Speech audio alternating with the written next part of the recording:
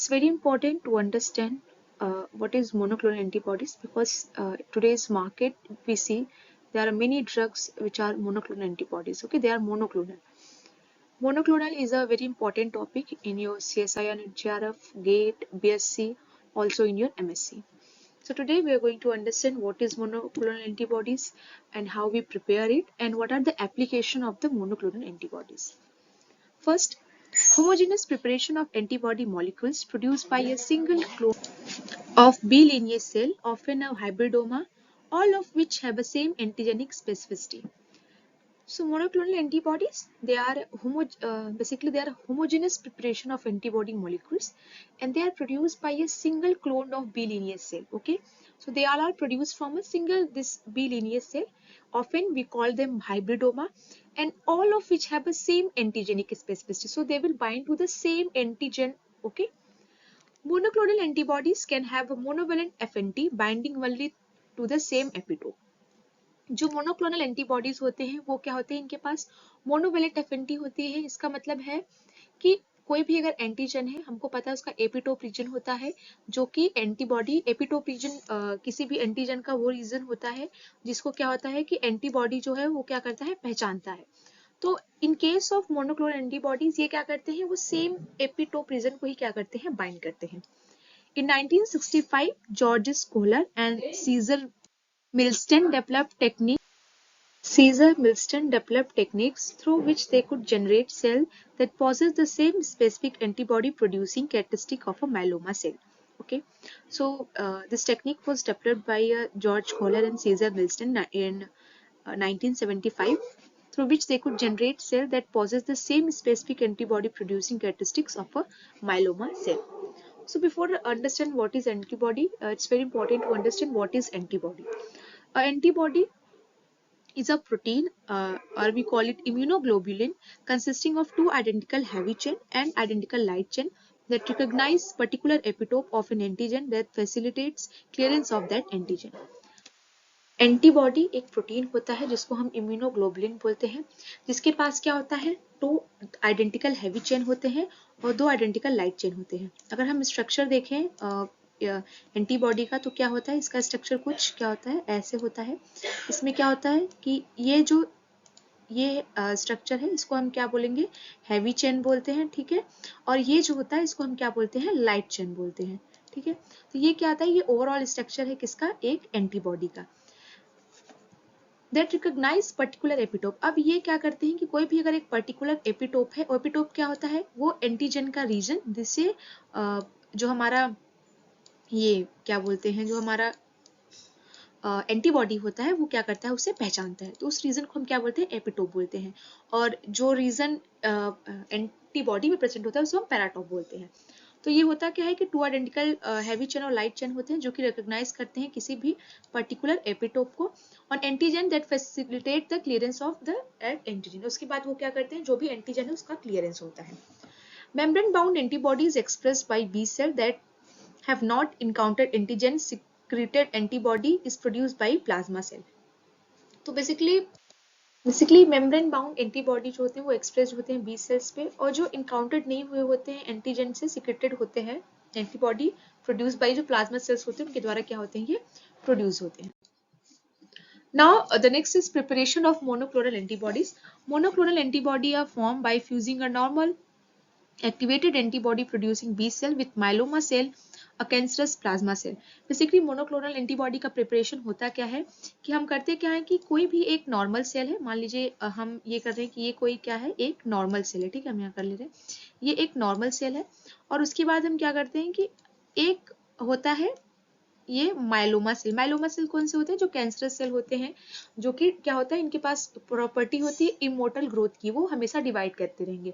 और B sales के पास क्या प्रॉपर्टी होती है, एंटीबॉडी प्रोडक्शन की। तो हम क्या करेंगे, इन दोनों सेल का क्या कर देंगे, फ्यूजन कर देंगे, ठीक है, जिसकी वजह से इसके पास अब क्या रहेगा कि दोनों प्रॉपर्टी जो है वो प्रेजेंट रहेगी। बेसिकली ये है क्या कि B cell with myeloma cell, they were able to generate a hybridoma that possesses the immortal growth properties of myeloma cell parent and secreted the unique antibody produced by the B cell parent. So what will happen? Now it will called as a hybridoma, ठीक है। अब इसको हम क्या बोलेंगे, hybridoma बोलेंगे।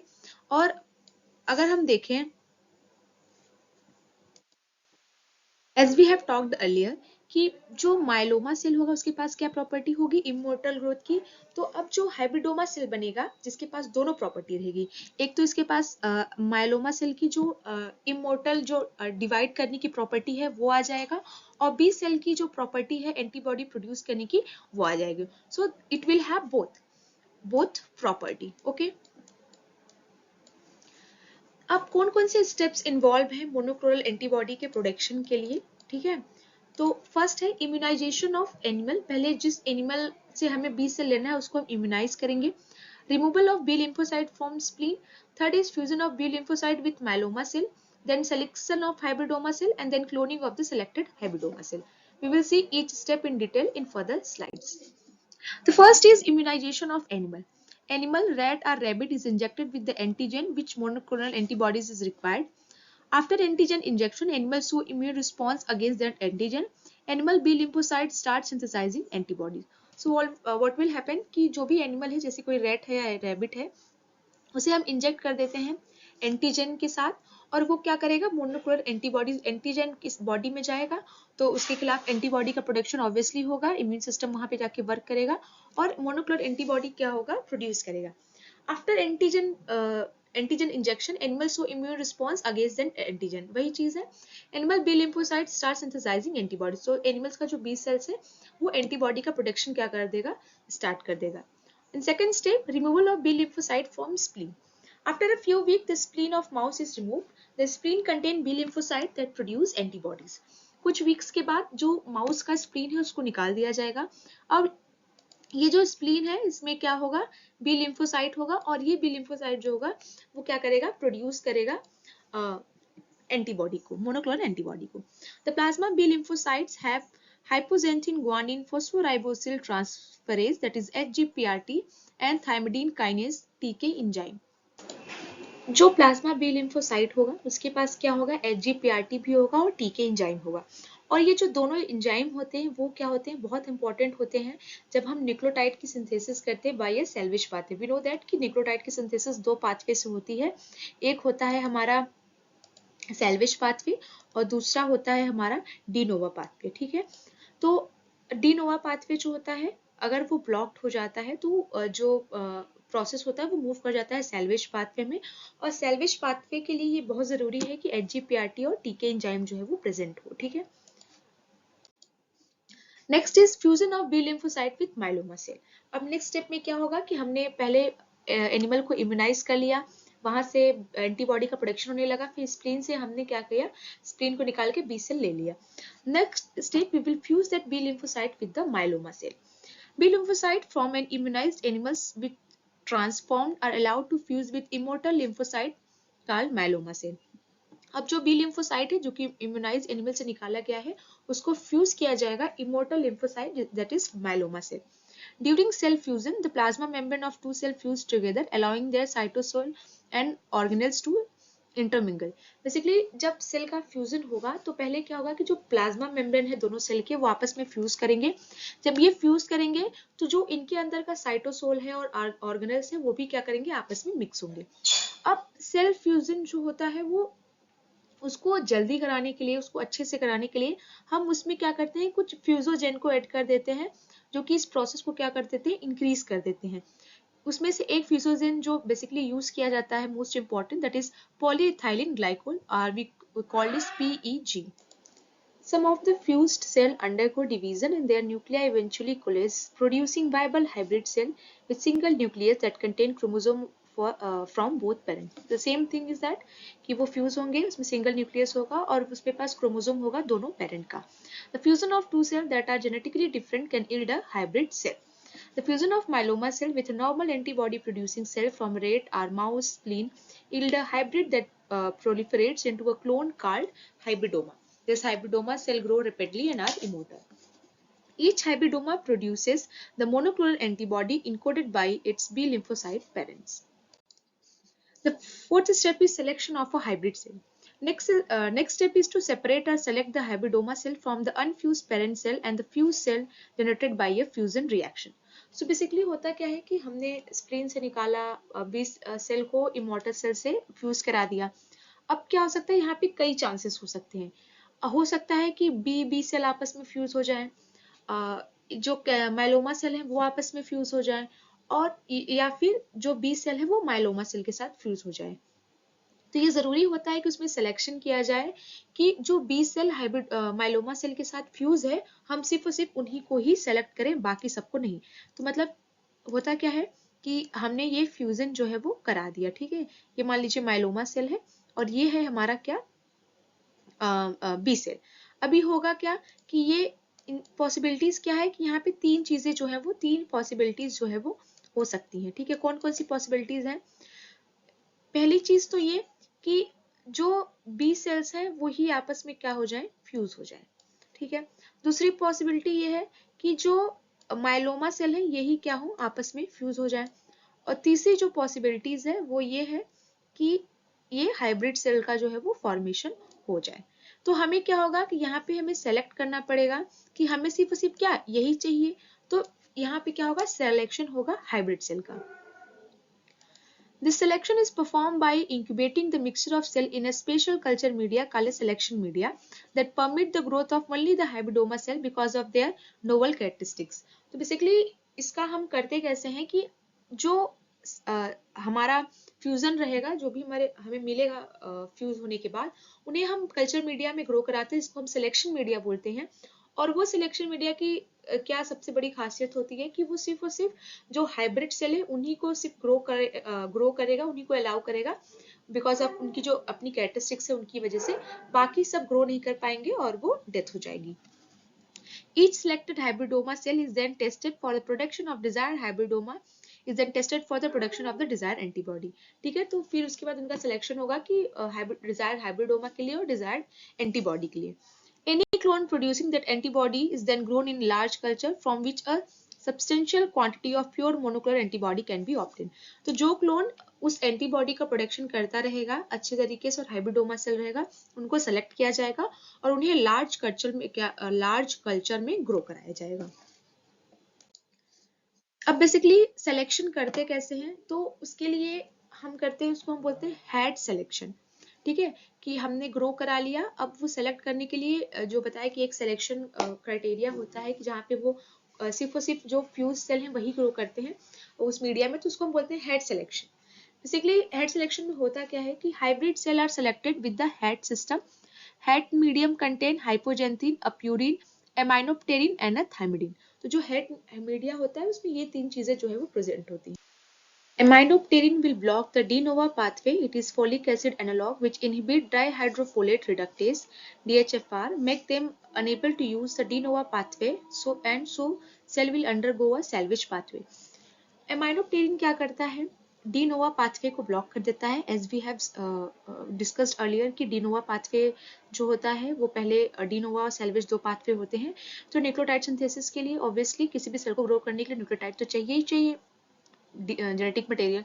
तो एमाइनोप्टेरिन क्या करेगा, डिनोवा पाथवे को क्या करेगा, ब्लॉक कर देगा। ये होता क्या है, एक फोलिक एसिड एनालॉग होता है जो कि इनहिबिट कर देता है ड्राई हाइड्रोफोलेट रिडक्टेज को, DHFR को, जो कि अनेबल कर देता है यूज ऑफ डिनोवा पाथवे। तो सेल को क्या हो जाता है, जाना पड़ता है सेल्वेज पाथवे के लिए, ठीक है।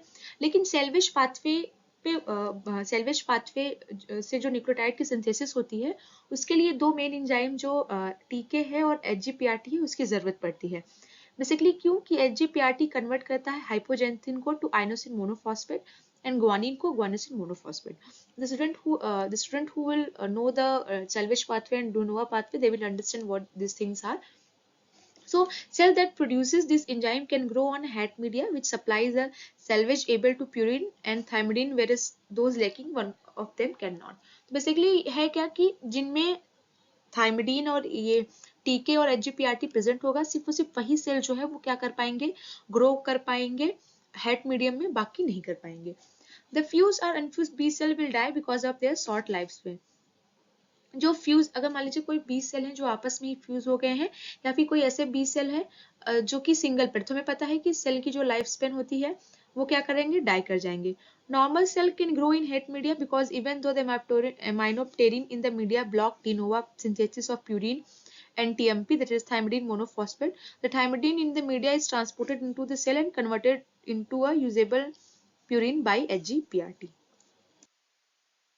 नॉर्मल सेल जो है जो ग्रो करेंगे हेट मीडिया में, बिकॉज जो एमाइनोप्टेरिन है भले टिनोवा को ब्लॉक कर दिया है, लेकिन वहां पे क्या होगा कि वो सेल्वेज पाथवे में मूव कर जाएंगे और जो प्यूरिन जो थायमिडीन की जरूरत पड़ेगी मीडिया में ट्रांसपोर्ट होगा into the cell and converted into a usable purine by usable purines by HGPRT.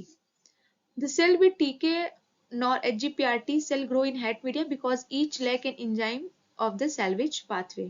तो जिस सेल के पास टीके या एचजीपीआरटी नहीं प्रेजेंट होगा वो सॉरी यहाँ पे विल नॉट ग्रो होगा, कि वो क्या करेंगे, ग्रो नहीं कर पाएंगे हेट मीडिया में, बिकॉज इनके जो सेल्वेज पाथवे के लिए जो एंजाइम चाहिए वो यहाँ प्रेजेंट रहेगा। लेकिन जो हाइब्रिड सेल फॉर्म करेंगे वो कैरी करेंगे normal TK gene from the HGPRT negative parents, मतलब कि जो टीके सेल्स रहेगा, जो एचजीपीआरटी पेरेंट जो नेगेटिव पेरेंट है वहां पे टीके जीन प्रेजेंट होगा तो वहां से उनको टीके मिल जाएगा और एचजीपीआरटी मिल जाएगा फ्रॉम द टीके नेगेटिव पेरेंट्स। तो हाइब्रिड सेल विल दस both functional salvage pathway enzyme will grow on a HAT media. तो जो हाइब्रिड सेल रहेगा उसके पास क्या दोनों रहेगा, एचजीपीआरटी भी रहेगा और टीके भी रहेगा, और वो फिर मीडियम में क्या कर पाएंगे, ग्रो कर पाएंगे। ये उसी का डिस्क्रिप्शन है। नेक्स्ट ये ओवरऑल पिक्चर है मोनोक्लोनल एंटीबॉडी प्रोडक्शन का, कि कोई भी माउस चैलेंज विद एंटीजन, उसके अंदर एंटीजन को डाला जाएगा, इंजेक्ट किया जाएगा, फिर ये बी सेल को प्रोड्यूस करेगा, स्प्लीन से इस सेल को निकाल लिया जाएगा और इसे माइलोमा सेल के साथ क्या कर दिया जाएगा, फ्यूज कर दिया जाएगा। फ्यूजन के बाद ये हाइब्रिडोमा सेल्स जो रहेगा, मतलब डिफरेंट डिफरेंट टाइप के सेल्स फॉर्म करेंगे तीन बेसिकली, वहां से हाइब्रिडोमा सेल को क्या कर दिया जाएगा, सेलेक्ट किया जाएगा, culture in a HAT media, select for the positive cells, उनको सेलेक्ट किया जाएगा और हार्वेस्ट किया जाएगा मोनोक्लोनल एंटीबॉडीज। अब एप्लीकेशंस क्या क्या हैं मोनोक्लोनल एंटीबॉडीज के, तो उसका क्या क्या है, कैंसर ट्रीटमेंट में यूज होता है, ऑटो इम्यून डिजीज में, analytical and chemical uses, blood grouping, कोविड-19 एंड डायग्नोस्टिक टेस्टेड। तो ये बेसिकली इसके एप्लीकेशन है। In the further different video we will understand what are the applications of the monoclonal antibodies in detail. Thank you.